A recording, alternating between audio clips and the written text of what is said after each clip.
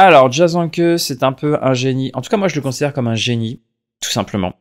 C'est l'un des meilleurs réalisateurs contemporains. Il vient de Chine.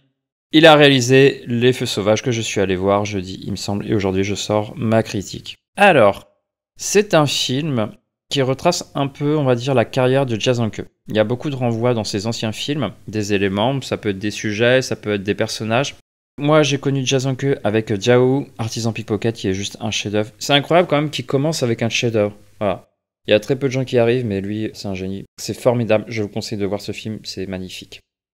Alors, comme on est avec Jazanke, souvent on a une histoire d'amour. Là, c'est entre Kiao Giao, voilà, je prononce très mal, et Bin. Voilà. Bon, après, on s'en moque un peu de leur prénom. Ça n'a pas beaucoup d'importance. Alors, le film est avec Zhao Tao, qui est la muse de Jazanke, et qui est aussi accessoirement sa femme, qui est une belle femme, qui a 47 ans maintenant.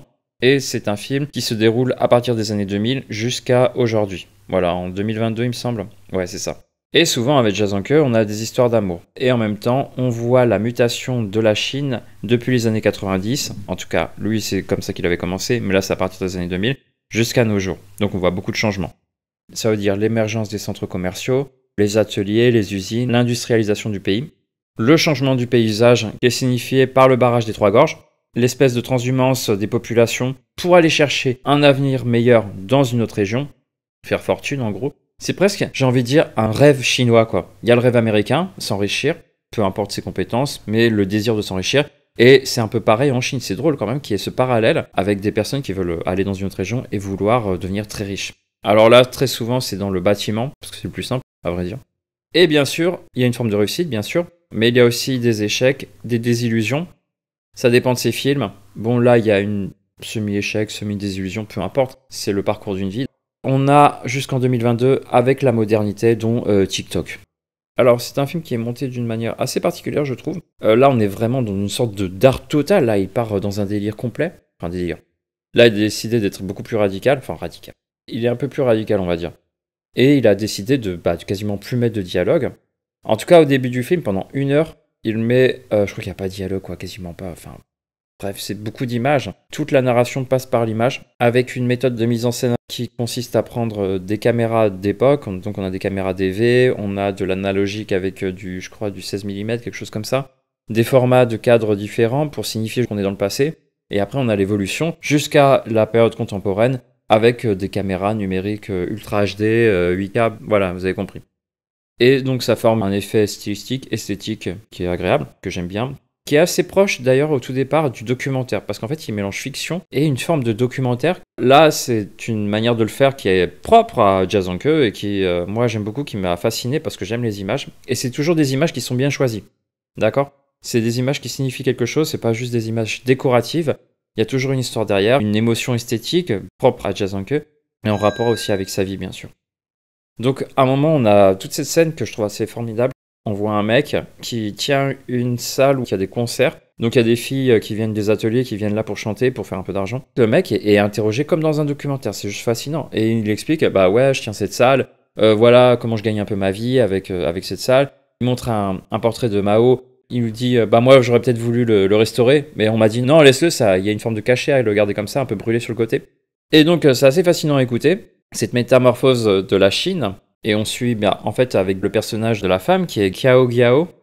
Je crois qu'il faut le prononcer d'une certaine manière. Bon bref, les gens qui savent parler le mandarin, dites-moi, d'accord, ok. J'adore toute la première partie. Alors évidemment, c'était pas partagé parce qu'on était deux dans la salle et la personne apparemment, je pense qu'elle doit pas être fan de Jazanke, elle est venue un peu là par hasard, j'en sais rien, enfin bref. Elle est partie au bout d'1 heure. Bon, tant pis, elle a raté le film, hein, peu importe. Moi je m'en moque. Il y a des gens qui n'aiment pas les bons films.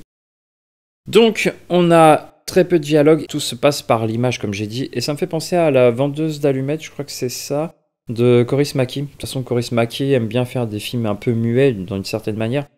On a une chose qui est un peu particulière, c'est le personnage, la manière dont Jazanke l'a fait communiquer, c'est avec des intertitres, c'est-à-dire des écrans noirs avec du texte par-dessus, blanc. Il y a des communications à la fois en SMS, parce qu'en fait, son amoureux décide d'aller dans une autre région pour faire fortune. Et quand il aura réussi, il va lui dire de venir. Et elle va le rejoindre, elle va essayer de le rejoindre. Mais bon, lui, il n'a plus trop envie de l'avoir. Donc il essaie de l'éviter. Et elle essaie de le chercher. Il y a toute cette phase, en fait, toute cette partie-là, renvoie aux Éternels du même réalisateur, où on a un personnage qui cherche son amoureux, pareil. La façon de chercher est un peu différente. La personne a la même mentalité, c'est-à-dire ingéniosité, courage, elle ne se laisse pas faire, et opiniâtreté, c'est une femme de caractère, d'accord? Et forme de désillusion, donc après elle retourne dans sa région, etc., etc. Vous voyez un peu le genre de film. Et après lui, il va finir par revenir. Bon, je vous spoil un peu, mais ça n'a pas beaucoup d'importance, il faut voir les images, il faut ressentir le film. Alors de manière générale, qu'est-ce que j'en ai pensé? Disons que j'ai beaucoup aimé la première partie, qui est entremêlée à une forme d'effet documentaire.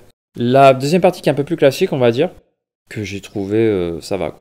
Il y a des films de Jason que j'ai largement préférés, mais ça reste un très bon film.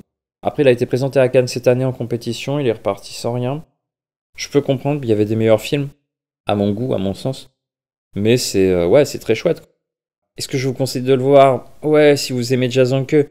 Mais si vous voulez commencer par son cinéma, je pense pas que ce soit le film qui corresponde. Je crois pas que ce soit le genre de film qui vous fasse rentrer dans son cinéma. Bon, bah abonnez-vous, laissez un commentaire, likez, partagez. Et je vous dis à très bientôt. Ciao!